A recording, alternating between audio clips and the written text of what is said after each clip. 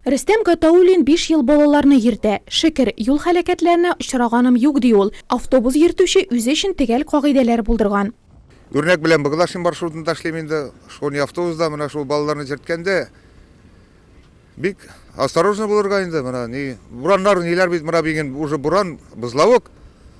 Менә шунда бик карап җөргә километраж 60-тан арттырмаска инде. Менә биген килдем менә 50-ләр, ниләр белән шундый скоростта гына бик каты урыны белән вообще буран шундый авариялар да булып тора бит инде. Бик сак булырга инде.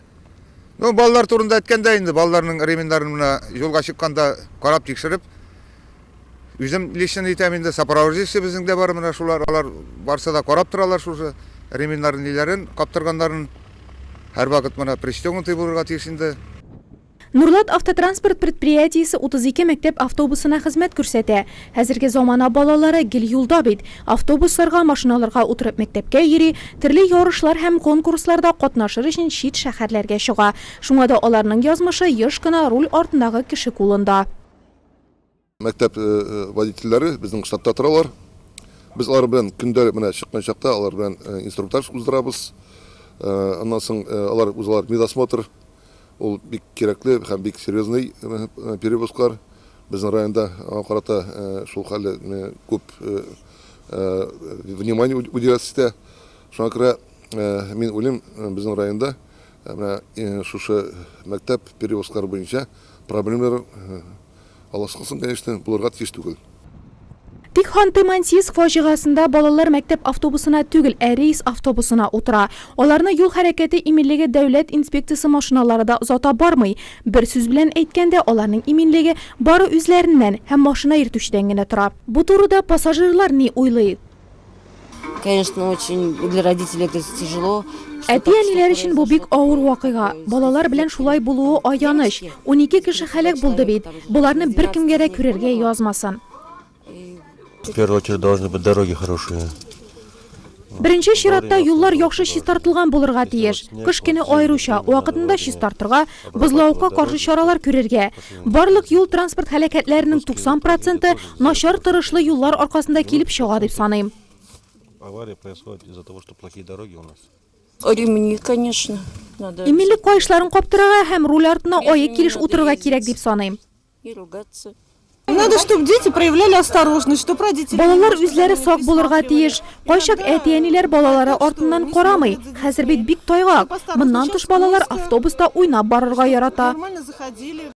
Интернет шилтәреннән алынган мәгълүматларга караганда машина йөртүченең юл йөрү кагыйдәләрен бузуы ачыкланган. Дистәләгән баланың иминлеген үз өстенә йөкләп алган кешегә нинди таләпләр куела. Нурлат спортчылары атнасына 3-4 тапкыр төрле ярышларга чыга. Аларның куркынычсызлыгы ничек тәэмин ителә? Бу сорауларны без спорт бүлеге җитәкчесенә юлладык. Без һәр вакытта да спортчыларны ярышларга җибәргәндә, мин әйтәм инде республика ярышларына җибәргәндә, җыябыз пакет документов. Анда нәрсәләр керә инде безнең? Беренчедән, ГАИ хезмәткәрләре кул куя, ГАИ хезмәткәрнең җитәкчесе кул куя. Аннан соң инде Мәгариф министрлыгыннан килә безгә рөхсәт балаларны җибәрергә. Аннан соң инде районнан яшьләр эшләре спорт комитетыннан рөхсәт, Мәгариф отделыннан безнең районыбызның рөхсәт алына. Шуннан соң инде безнең башкарма комитеты җитәкчесе кул куя. Аннан соң гына безнең балалар ярышларга чыгып китәргә рөхсәт бирелә.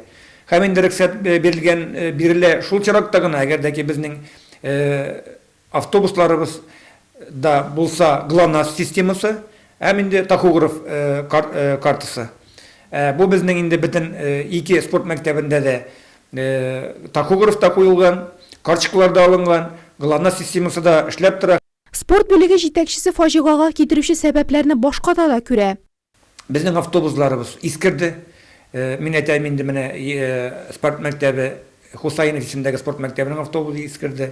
Шулай безнең Форпост автобусы да шулай ук искерде. Ул инде иске автобусны без алган идек. Аны безгә списанный автобусны бирделәр кабинет министрлыктан. Менә шушы автобуслар белән инде без йөрибез. Беренчедән автобуслар булырга тиеш, җиренә җиткән зур автобуслар булырга тиеш. Мондый гына түгел. Һәм инде Автобус шоферларының ставкалары да безнең бик түбән. 9-10 меңгә хәтлегенә алар акча алалар. Бу акчага кемнәр килә дип уйлыйсыз? Киләләр пенсионерлар. Аннан соң инде киләләр кемнәр? Техника белмәгән, каяндыр куылган шоферлар. Узган ел Казаннан Санкт-Петербург шәһәренә карате ярышларына баручы балалар, быел акробатика ярышларыннан иләренә кайтучы яшь спортчылар реаль шартлар әлегә безнең үткәннәрдән сабак алмаганыбызны күрсәтте. Кызганабыз инде балалар бит. Ялла нәрсә эшләтергә инде әзрәк карабрак кирсәң генә инде башка нәрсә итеп була. Водительләргә бөтенесенә тиген карап баралар инде күрәчәк инде бер эшләп булмый. Әтиләренә, әниеләренә сабырлык телибез. Күрәчәк инде нишләп булмый инде, күргән хәзер. Бер нишләп булмый инде. Соң сак булырга инде, барчабызга водительгә дә пешеходына да барыбызга да сак булырга инде. Встречкасына да хәзер бит тиз барабыз дибез дә, тизрәк барга тырышабыз шул. Бу әтиянең өчен бик зур кайгы инде. Нишләп тамны, кемгәдер жалко. Ерак юлга чыкканда безне хәерле юл дигән сүзләр озатып кала. Бер-беребезгә дә сәяхәт алдыннан шундый теләк теләргә яратабыз. Булган фаҗигалардан чыгып хәерле юл һәм намуслы машина йөртүче дип истисе килә. Ханты-Мансийск балаларының шундый шоферы булса, регионда бүген дә матәм көннәре дәвам итмәс иде.